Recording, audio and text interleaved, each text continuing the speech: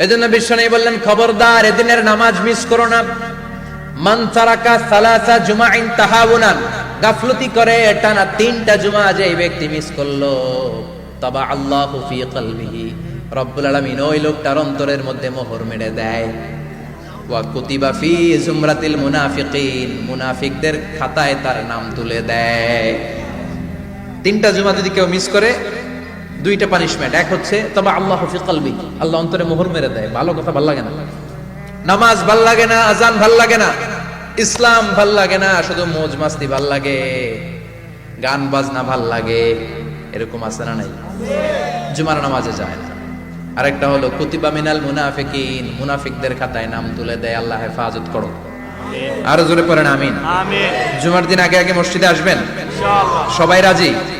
আসেন, আল্লাহ জুমার ব্যাপারে কি ওয়াজ আমাদেরকে করলেন আমরা শুনি। শুনতে রাজি?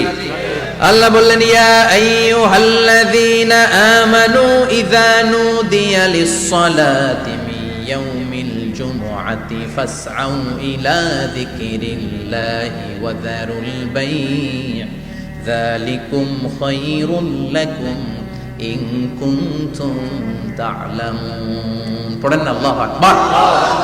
আল্লাহ বললেন, ও আমার মুমিন বান্দারা শোনো শোনো। আপনাদেরকে অ্যাড্রেস করে আল্লাহ বলছেন, ও আমার মুমিন বান্দারা শোনো, ইযা নুদিয়া লিস-সালাতি মিন ইয়াউমিল জুমআ, জুমার নামাজের আযান যখন দেয়া হয়, ফাসআউ ইলা যিকরিল্লাহ, আল্লাহর স্মরণে তোমরা ধাবিত হও। ওয়া যারুল বাই', কেনা বেচা বন্ধ করে দাও।